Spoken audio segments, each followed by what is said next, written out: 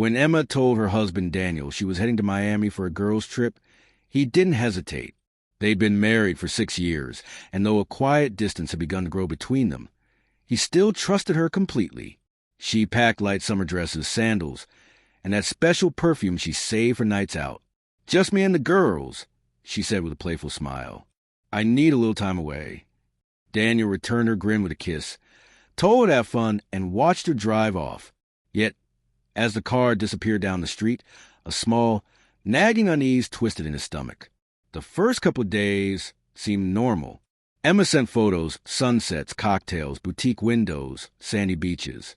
But something felt off. Each photo appeared as if it were taken in a different place, and none of her friends were in sight. When Daniel asked for a group picture, she claimed her friends didn't like having their photos taken. That raised a red flag, especially since Chloe, her closest friend, was notorious for posting everything online. By the 4th day, her messages grew brief and delayed. "Battery's low," she texted. "Busy exploring." Daniel wanted to believe her, but the pit in his gut only deepened. Acting on instinct, he sent a casual message to Chloe, asking about the trip. The reply came almost instantly. "What trip?" Daniel froze. His chest tightened. He asked again, trying to make sense of it, but Chloe insisted she hadn't seen or heard from Emma in weeks. That night, sleep refused him. He sat at his laptop, staring at their shared credit card account. The recent charges weren't in Miami. They were in Chicago. The confirmation hit him hard, but he didn't confront her. Not yet. Instead, he prepared quietly. He packed her things with meticulous care, folding clothes, boxing shoes, emptying drawers, photographing everything.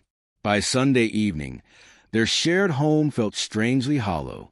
When Emma finally walked through the door, suitcase in hand, smiling brightly, she froze at the sight of the bare walls. "Daniel, what's going on?" she asked, voice trembling. He looked at her calmly. "How was Chicago?" Her face went pale. "W what?" she whispered. But he already held the evidence. Receipts, screenshots, messages. Her silence spoke louder than words. "I just needed some space," she confessed finally, voice breaking. "I went to see someone I met online. I didn't mean for it to go this far." Daniel felt something inside him collapse. Anger never came, only a cold, hollow sadness. "You didn't just need space," he said softly. "You needed someone else." He handed her an envelope, divorce papers already signed and dated. "Your things are at your sister's," he added.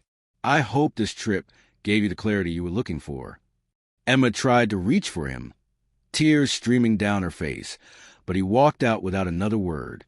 The door closed behind him, leaving her alone in a house that no longer felt like home. She stood in the emptiness, surrounded by the ghosts of what they used to be, the laughter, the warmth, the trust she had destroyed. In the following days, she called endlessly, sent long, pleading messages begging for forgiveness. But Daniel never replied. He had moved on, both physically and emotionally, leaving no trace of the man who once adored her. Months later, she saw him again by chance at a small downtown cafe. He was seated across from a woman she didn't know, smiling in that calm, effortless way that had once belonged only to her. He looked light, free. Emma hesitated, wanting to approach, to apologize once more. But she stayed where she was, watching him laugh, and in that moment, she understood something she hadn't before. While he had healed, she remained chained to the moment she betrayed him. That so-called girls' trip had cost her far more than she had ever imagined. It wasn't just the end of a marriage. It was the loss of the only man who had ever truly believed in her. And as she turned away from that cafe, the cruel truth finally settled in.